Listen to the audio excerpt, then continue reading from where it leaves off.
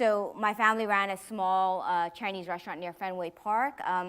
And in the early days, I was asked when I was around 11 years old to do taxes. And we got audited because we just didn't know how to file the tax forms.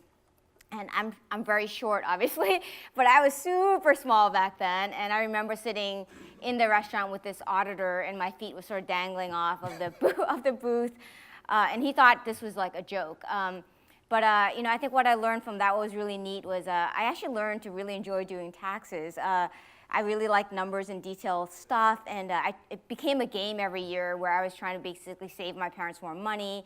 But all that taught me, I think it goes back even beyond that, is my dad was in Africa, and when he was 13, he had no parents, and he actually started a farm and grew it into a sizable farm, and then we lost it all during the war. But he taught me that with hard work, with drive, with education, life will get better. Life wasn't easy as a kid. I worked basically 40 hours a week while I went through, since 10 years old till I went to college. So I was different than others, but it taught me a lot of great lessons of what hard work meant, and what it meant to start your own business, what it meant to provide customer service at a restaurant, what it meant to manage inventory. So all those were great lessons that back then I didn't know, but now in hindsight, they're really positive for me.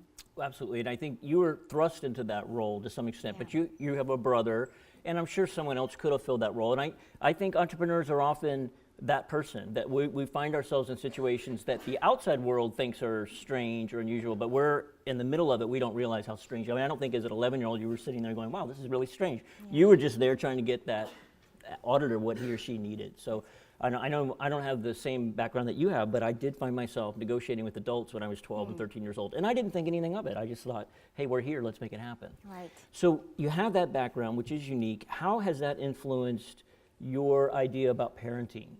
Now that you've seen full cycle now, when you talk about parenting children or look to parenting children, what do you think you would draw from those lessons, and what would you maybe not do?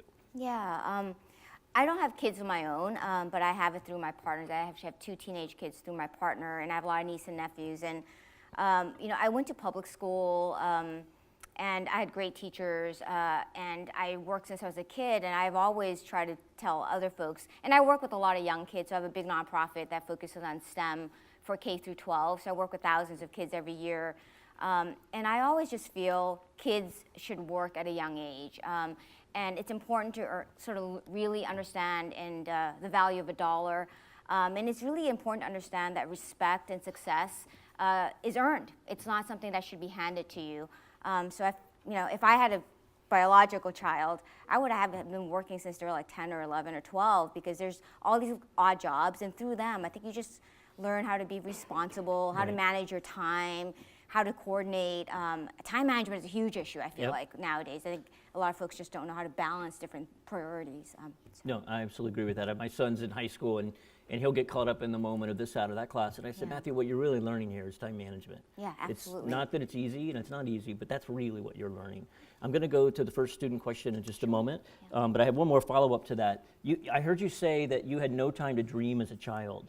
So how would you balance, which is amazing because you ended up having such a successful career, how would you balance the work of getting a child to learn the value of a dollar and work with giving them time to dream? Do you feel like there's a way to incorporate that in a structured way, or do you have another idea of how you would want a child to have that chance to dream? You're right, John. I think in the ideal world, as a parent, you can do both, right? You could teach your kids lots of lessons, but one of the biggest ones, especially among women and young girls, is to think bigger and to dream bigger, and to think, not to think sort of your present, whether the present is what you created or what your parents created or what your friends created or your neighbors, but beyond that there's a whole world out there, and there's so many possibilities, and from a young age to sort of get that into yourself, that you have all the abilities to achieve whatever you really want. And I know that sounds kind of goofy, but you really do. And I think if you really optimize that, the potential is fairly limitless. So I'm hoping, with your kids and you out there, that you think, you're just at the beginning of your career, which is super. I wish I could turn back the clock and be sort of where you guys are, but just so much possibility.